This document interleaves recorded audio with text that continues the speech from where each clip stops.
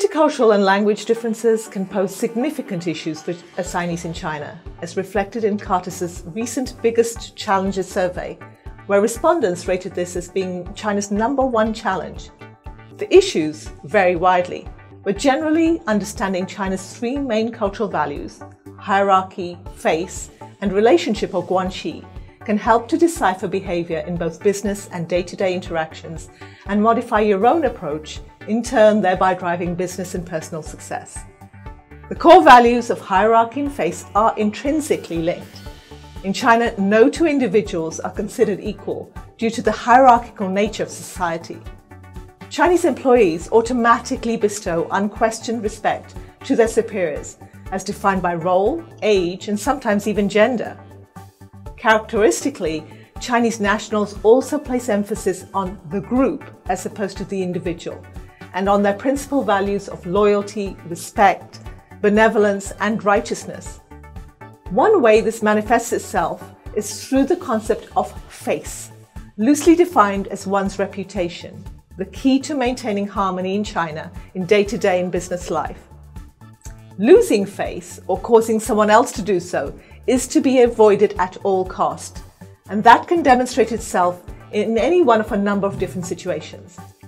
For example, subordinates usually do not ask questions of their superiors in group settings. Instead of directly saying no to a manager, Chinese employees will likely show their concern by saying things like maybe, or that will be difficult, or simply remaining silent. Many assignees do not understand such indirect communication and therefore miss the key message completely. For assignee success when working in China, the skills of reading between the lines and listening for messages is absolutely crucial. And what about the key value of relationships, or guanxi as it is more commonly referred to in China? Relationships with family or friends can make a huge difference in the potential for professional development or opportunities.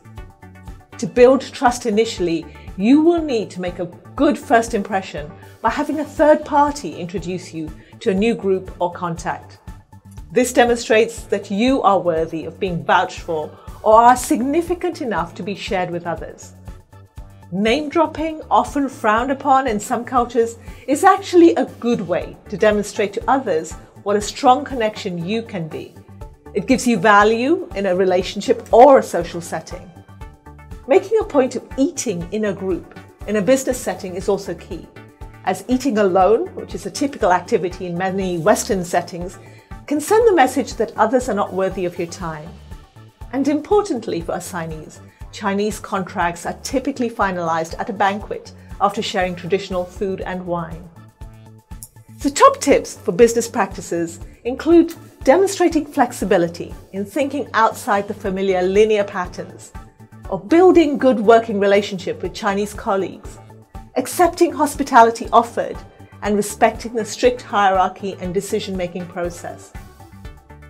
Language is also cited in our Biggest Challenges survey as a key issue for assignees and their families. English isn't widely spoken, and the majority of transport, road, and building signs are written only in Chinese.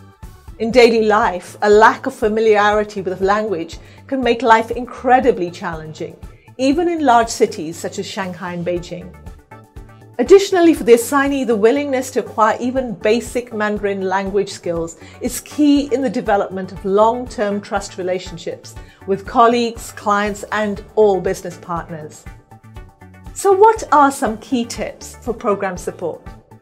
Cross-cultural training is especially important for assignees moving to China, especially given the comparative differences to Western business culture. As far as language is concerned, language training, especially in Mandarin, which is also known as Putonghua, is strongly recommended for all assignees and their families relocating to China.